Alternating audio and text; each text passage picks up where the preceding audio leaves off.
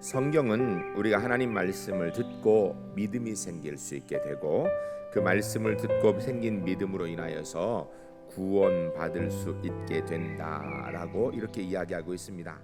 첫 번째 따라하겠습니다. 하나님의 말씀은 이해해야 은혜가 되는 것이 아닙니다. 그래서 설교는 얼마나 이해했느냐, 얼마나 내가 그것을 기억했느냐, 여기에 관건이 있는 것이 아니라 나는 아멘으로 응답하여서 그 하나님의 말씀에 공감하는 것, 이것이 설교를 듣는 하나님 말씀을 대하는 중요한 자세인 것입니다. 여러분, 성경에서 얘기하는 본질이 뭐예요? 예수님의 말씀은 하나님으로부터 흘러나오는 생명의 능력이라는 것입니다. 어떤 말씀이든지 아멘으로 내 마음에 심령에 담아야 되는 것입니다. 하나님의 말씀을 들을 줄 아는 영적인 감각, 이게 설교를 듣는데 제일 중요한 것입니다. 두 번째 따라하겠습니다. 말씀은 하나님의 능력으로 받아야 합니다. 설교를 들으면서 하나님에 대한 지식을 쌓으려고 하면 잘못 듣는 것입니다.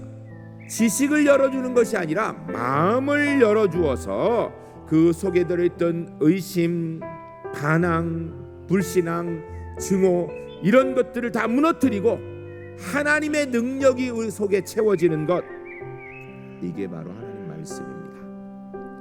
이런 성령의 역사에 우리가 맞서서는 안 돼요. 아멘으로 순종하여 듣다 보면 어느새 내 마음이 열리고 그 속에 하나님의 말씀이 채워지고 그 속에 내가 무릎을 꿇게 되고 하나님의 능력 가운데 서게 되는 것입니다. 그래서 하나님의 말씀은 능력으로 우리의 마음을 부수고 들어온다라고 얘기하는 것입니다.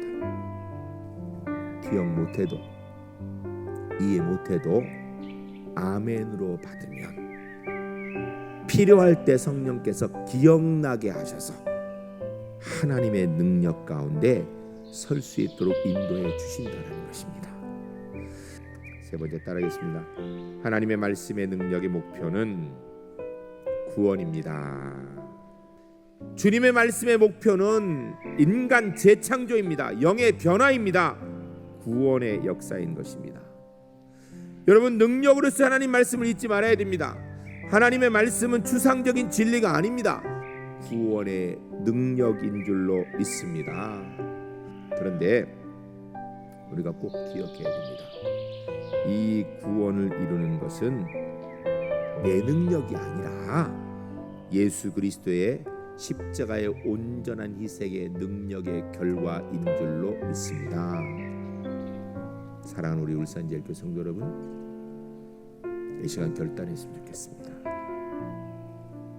앞으로 남은 일생 살아가면서 매 순간 주님의 십자가가 틀리지 않았음을 제 삶을 통하여서 보이며 살겠습니다.